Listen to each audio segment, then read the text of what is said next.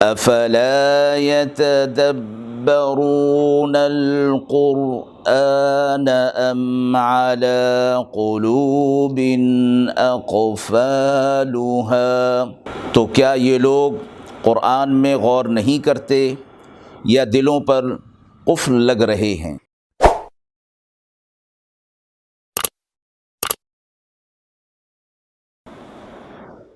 بسم اللہ الرحمن الرحیم۔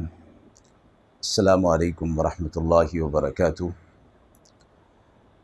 ناظرین کرام، درس قرآن کے اس سلسلے کے پروگرام میں جیسا کہ ہماری ترتیب اور اسلوب رہا ہے کہ جب ایک صورت مکمل ہوتی ہے تو اس کا خلاصہ بھی پیش کر دیا جاتا ہے تاکہ اس میں پیش کیے گئے مضامین کا ایک اجمالی خاکہ سامنے آ جائے۔ اسی حوالے سے ہماری پچھلے پروگرام میں سورہ آل عمران مکمل ہو چکی تھی، اس لیے آج کے اس پروگرام میں سورہ آل عمران کا خلاصہ پیش خدمت ہے۔ سورہ آل عمران قرآن مجید کی تیسری صورت ہے اور یہ صورت طویل ترین صورتوں میں شمار ہوتی ہے۔ صورت کا نام آل عمران ہے۔ عمران حضرت موسیٰ علیہ السلام کے والد کا نام بھی تھا اور حضرت مریم علیہ السلام کے والد کا نام بھی، چونکہ اس صورت مبارکہ میں حضرت مریم علیہ السلام کی ولادت اور ان کا تذکرہ موجود ہے، اس لحاظ سے سیاق و سباق سے یہ بات معلوم ہوتی ہے کہ اس عمران سے مراد حضرت مریم علیہ السلام کے والد مراد ہیں۔ حضرت موسیٰ علیہ السلام کی جو والد حضرت عمران تھے ان کا نام عمران بن یسہر آتا ہے، اور یہ عمران حضرت مریم علیہ السلام کے والد ان کا نام عمران بن ماسان آتا ہے۔ حضرت مریم علیہ السلام کی والدہ ماجدہ کا نام حسنہ بنت فاقوس تھا، اور اسی طرح حضرت زکریا علیہ السلام کا بھی تذکرہ ہے کہ جو حضرت مریم علیہ السلام کے کفیل بنے تھے، اور یہ حضرت مریم علیہ السلام کے سکے خالو ہوتے تھے۔ سورہ آل عمران مدنی صورت ہے۔ اس صورت کی ابتدائی 83 آیات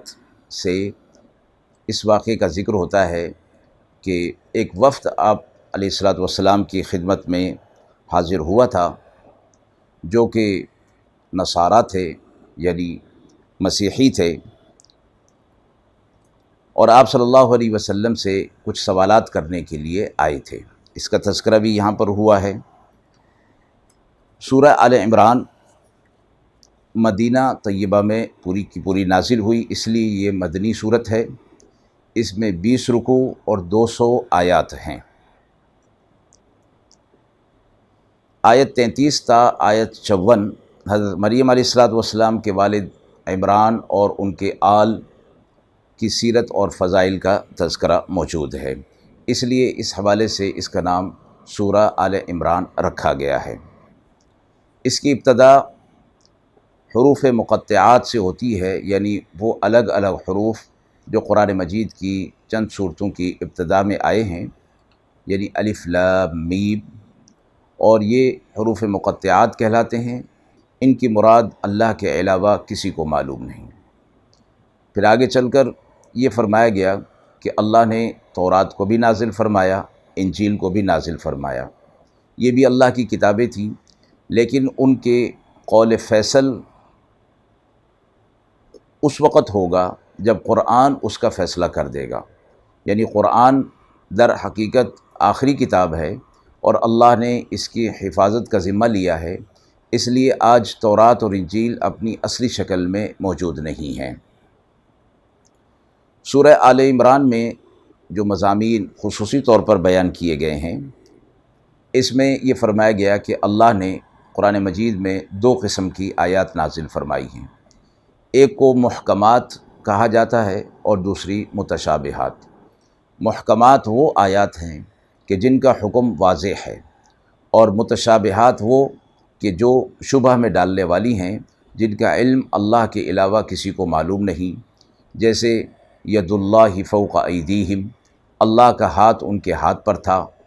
فَأَيْنَمَا تُوَلُّوا فَثَمَّ وَجْهُ اللَّهِ، تم جس طرف بھی منہ کرو گے اللہ کو پاؤ گے، اللہ کے چہرے کو پاؤ گے۔ تو اس قسم کی دیگر آیات جو کہ متشابہات میں سے ہیں، ان کے لیے بھی فرمایا گیا کہ ان کی تعویلات اللہ کے علاوہ کسی کے علم میں نہیں ہیں۔ جو راسخین فی العلم ہوتے ہیں، ایمان میں اور علم میں کامل ہوتے ہیں، جب ان کے سامنے یہ متشابہات آتی ہیں تو وہ اس پر کہتے ہیں کہ ہم اس پر ایمان لے آئے، یہ سب کچھ ہمارے رب کی طرف سے ہے۔ پھر فرمایا کہ اللہ کے نزدیک دین صرف اسلام ہی ہے، جو اس دین پر آئے گا اپنی زندگی گزار کر آئے گا، اللہ کے ہاں وہ مقبول ہوگا، اس کے علاوہ کوئی اور دین، کوئی اور مذہب اللہ کے ہاں مقبول نہیں ہے۔ اللہ رب العزت کی محبت کو پانے کے لیے فرمایا گیا کہ تم اگر چاہتے ہو کہ اللہ تم سے محبت کرے، تمہیں محبوب بنا لے، تو تمہیں آپ علیہ الصلاۃ والسلام کی اتباع کرنی ہوگی۔ گویا آپ علیہ الصلاۃ والسلام کی اتباع کو اللہ کی محبت کا معیار بنا دیا گیا کہ یہ اتباع ہوگی تو اللہ کی محبت تمہارے ساتھ ہوگی۔ پھر مریم علیہ الصلاۃ والسلام کی ولادت اور ان کا محراب کے اندر ہونا،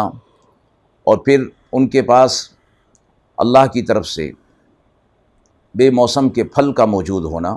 زکریہ علیہ الصلاۃ والسلام بھی عمر کے اس حصے پہ پہنچ چکے تھے، اور ان کی اہلیہ بھی عمر کے اس حصے کو پہنچ چکی تھی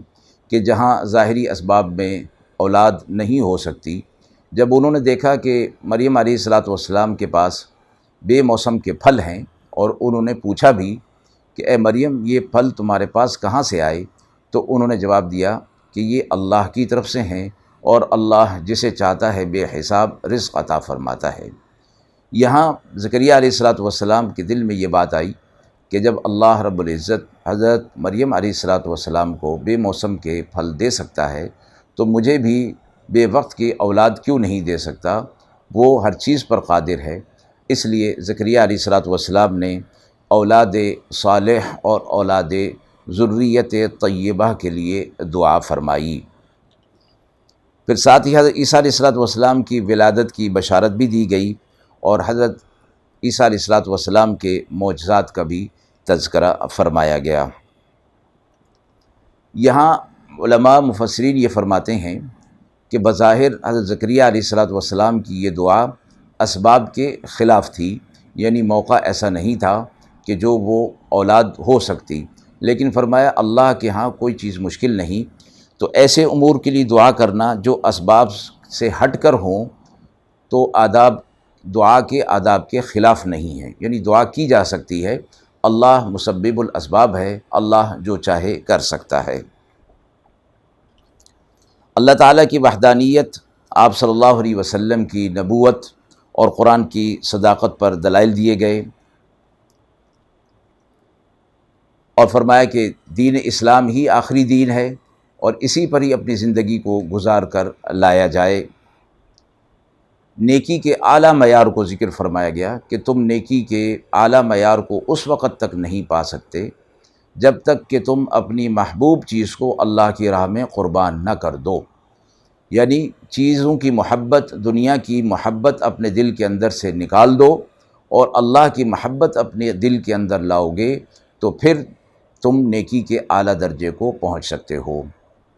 بیت اللہ مسجد حرام کے بارے میں فرمایا گیا کہ یہ پہلا گھر ہے